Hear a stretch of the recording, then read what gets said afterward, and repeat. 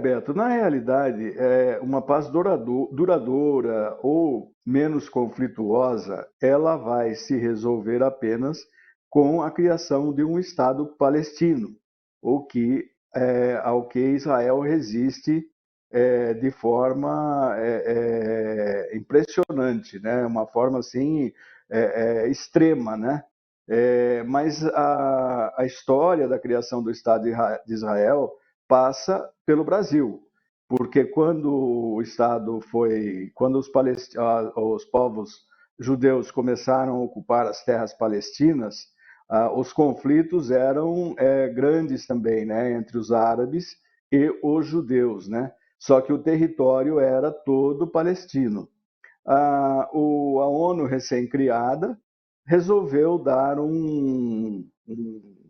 uma ajuda ao povo judeu, esquecendo-se do povo palestino, né? Ou seja, a ONU foi criada em 45, Israel em 48, né? E 2 anos depois da criação da ONU foi assinado a Carta de Intenções da Assembleia Geral das Nações Unidas, que foi assinada então pelo presidente da Assembleia, que era na época o diplomata brasileiro Oswaldo Aranha, né? E o governo brasileiro, à época, pediu para que o Brasil não tomasse partido daquele momento, mas ele, como embaixador na ONU, contrariou o país e, por uma questão humanitária, resolveu criar o Estado judeu, que depois, em 48, se tornou reconhecido pelo resto do mundo, evidentemente com os problemas junto à comunidade árabe, né? Mas a Palestina ficou sem o seu Estado. Israel começou a ocupar terreno na Palestina, né, terrenos palestinos, áreas palestinas, e então começaram-se os conflitos que já eram antigos, né? Os conflitos entre israelenses e árabes já eram antigos. E o exército de Israel, o poderio de Israel, ele foi todo construído em cima de milícias também terroristas que foram chegando, né? O governo foi dando espaço, abrindo espaço e criou-se. Hoje nós sabemos que a Força Militar de Israel é uma das grandes do mundo, né?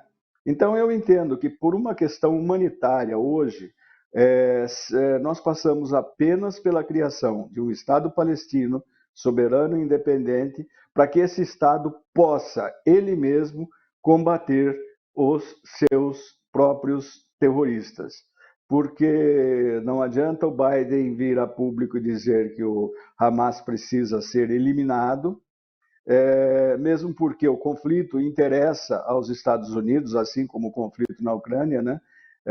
Porque eles entregam armas, né? Os Estados Unidos já mandou muito armamento para Israel agora nesse período, continua mandando para a Ucrânia, né?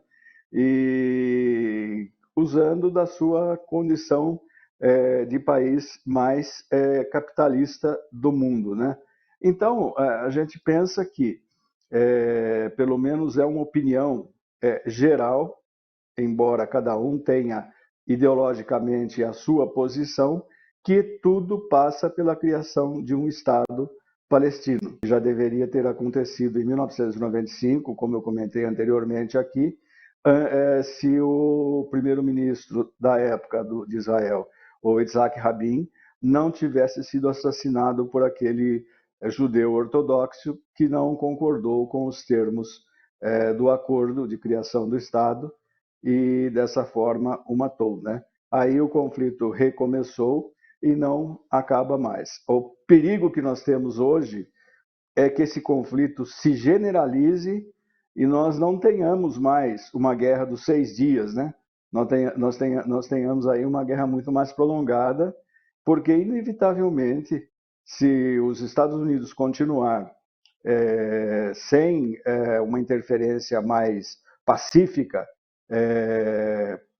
reconhecendo que o povo palestino tem o direito a seu Estado e nem todo palestino é terrorista é uma analogia com o carioca, né? Que nem todo carioca que mora em comunidade, em favela, é traficante, né? Nem todo palestino, a maioria dos palestinos não são terroristas, né? Então nós temos que pensar nisso de forma humanitária e não de forma bélica, né?